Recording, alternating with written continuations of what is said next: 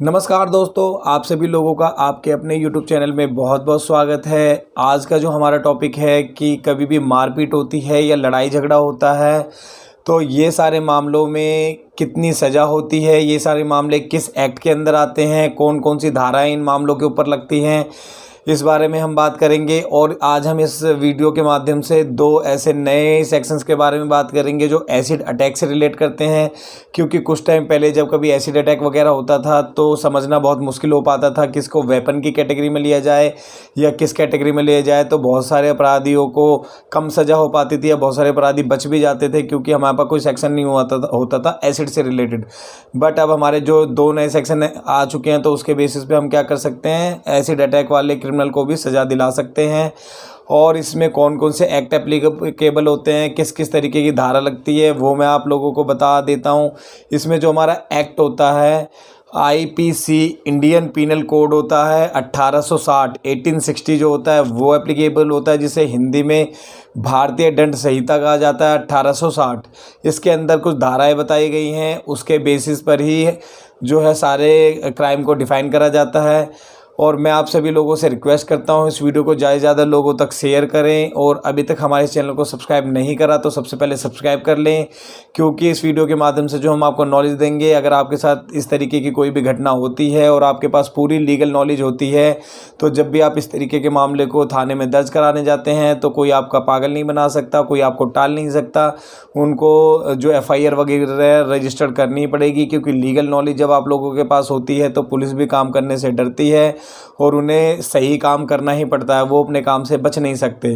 तो हम स्टार्ट करते हैं कि इस तरीके की क्या क्या धाराएं हैं। अगर साधारण मारपीट होती है, किसी भी तरीके की नॉर्मल लड़ाई झगड़ा हो गया, तो ऐसे मामलों को सेक्शन 323 में रखा गया है, IPC के सेक्शन 323 में रखा गया है।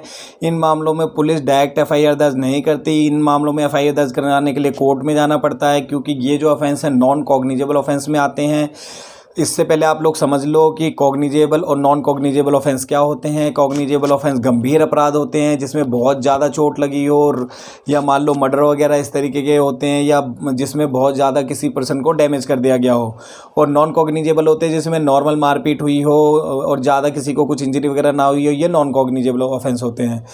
तो जब आपका क्या होता है कि ये जो 323 के मामले हैं इनको नॉन कॉग्निजेबल में रखा गया है, इसमें आपकी बेल तभी हो जाती है, बेल के लिए कोई दिक्कत की बात नहीं होती।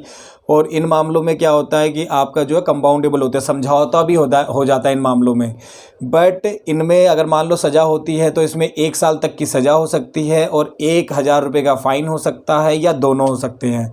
बट अगर हम बात करें कि अगर साधारण लड़ाई झगड़ा होते होते किसी ने हथियार निकाल लिया, वेपन का यूज़ कर दिया उस लड़ाई झगड़े के अंदर, तो ये मामला फिर 324 में आ जाता है, जहाँ पे आपका हथियार यूज होता है। तो उन मामलों में फिर क्या होता है कि ये मामला जो है कॉग्निजेबल हो जाता है। इन मामलों में पुलिस तभी के तभी FIR को दर्ज कर सकती है।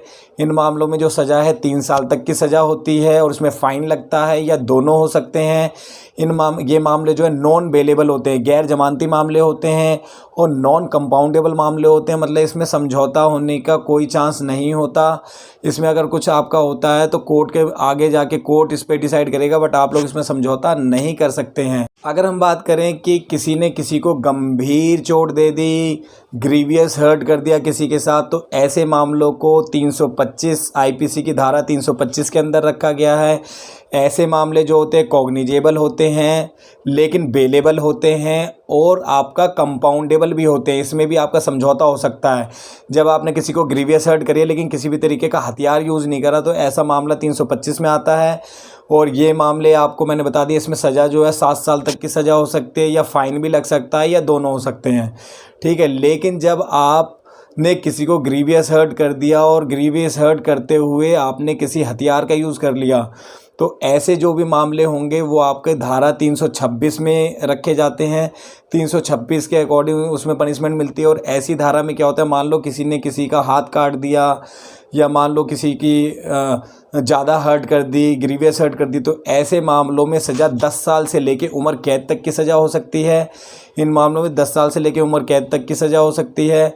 और ऐसे मामले जो होते हैं कॉग्निजेबल ऑफेंस होते हैं, नॉन बेलेबल ऑफेंस होते हैं, और ये नॉन कंपाउंडेबल ऑफेंस भी होते हैं। इनको कंपाउंड नहीं करा जा सकता, कोई भी समझौता किसी भी तरीके का इसमें नहीं हो सकता। 2013 में 2 सेक्शन और ऐड हुए हैं, 2 पार्ट और ऐड हुए हैं। जो 326 धारा है उसके अंदर 2 उसके पार्ट और ऐड हुए हैं, 326A और 326B। 326A धारा में क्या बोला गया है कि जब भी कोई किसी को ग्रीवियस हर्ट, जानबूझ के किसी को ग्रीवियस हर्ट करने की कोशिश करता है, और ऐसा जानबूझ के जब वो करता है और ऐसे में वो एसिड का यूज़ कर लेता है, क्योंकि वेपन जब कोई एसिड फेंकता था तो इसको हथियार के तौर पे नहीं लिया जा सकता था, और इसको पहले हम डिफ़ाइन नहीं कर पाते थे कि इसकी सज़ा को कहाँ पे दिलाया जाए, तो बहुत सारे अपराधी बच जाते थे। तो अब इसमें इसको बिल्कुल क्लैरिफाई कर दिया गया है कि कभी भी कोई अगर एसिड का यूज़ करता है किसी को भी हर्ट पहुँचाने के लिए, तो उस धारा सन 2013 में ये नए सेक्शंस बनाए गए थे, इनको नया इम्प्लीमेंट करा गया था। तो इसमें जब भी कोई किसी को मारते पीटते टाइम अगर एसिड का यूज़ कर लेता है तो ऐसे वाले में क्या उसे 10 साल से लेके उम्र कैद तक की सज़ा हो सकती है, और जो व्यक्ति हर्ट हुआ है उसकी जितना भी मेडिकल, जो इसमें फ़ाइन लगेगा, जितना भी उसका मेडिकल ट्रीटमेंट में खर्चा आएगा उतना खर्चा उस व्यक्ति को देना पड़ेगा जो इसमें एक्यूज़ होगा। ठीक है। और ये जो ऑफेंस होते हैं ये सारे ऑफेंस कॉग्निजेबल हैं, नॉन बेलेबल हैं, और इसके अंदर नॉन कंपाउंडेबल है, किसी भी तरीके का समझौता नहीं हो सकता। इसी तरीके की अगर हम बात करें कि अगर धारा 326B जो बनाई गई है, इसमें क्या है, कोई किसी हुएवर, मतलब कोई भी, चाहे लड़का हो लड़की हो, किसी दूसरे पर्सन के ऊपर एसिड को फेंकते हैं, थ्रो करते हैं, और जिसकी वजह से वो चाहे बच जाए या उसके ऊपर एसिड लग जाए, दोनों ही जो संभावना होती है उन दोनों में ही सज़ा मिलेगी।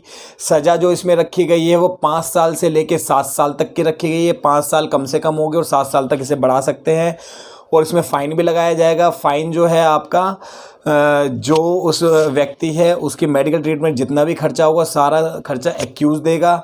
ये भी जो ऑफेंस है वही आपका कॉग्निजेबल ऑफेंस है, नॉन बेलेबल ऑफेंस है। इन धारा को इसलिए बनाया गया क्योंकि बहुत सारे अपराधी जब एसिड फेंकते थे तो उनको डिफ़ाइन नहीं करा जा पा रहा था कि कहाँ पे उन्हें सज़ा मिलेगी, तो नए इम्प्लीमेंट हुए थे 2013 के अंदर। तो इन सारे जितने भी मैंने आपको सेक्शंस बताए इस बेसिस पे आप लोग समझ सकते हो कि नॉर्मल मारपीट या लड़ाई झगड़े के केस में या जो आपका एसिड अटैक होता है, इन मामलों के अंदर आप लोग किस किस तरीके का केस फाइल कर सकते हो, कौन कौन सी धारा ऐड करा सकते हो, और किस किस तरीके की सज़ा दूसरे वाले जो है एक्यूज़ को मिलेगी। इस वीडियो से अगर आप लोगों को हेल्प हुई हो तो इस वीडियो को ज़्यादा से ज़्यादा लोगों तक शेयर करो, और हमारे इस चैनल को सब्सक्राइब करो ताकि हम इसी तरीके की लीगल वीडियोज़ आप सभी लोगों के लिए लाते रहें। आप लोग सब्सक्राइब करते हो, सब्सक्राइब करने का कोई पैसा नहीं लगता, बट हम लोग मोटिवेट होते हैं और आप लोगों के लिए अच्छी अच्छी वीडियोज़ लाने की कोशिश करते हैं। आप सभी लोगों का बहुत बहुत धन्यवाद।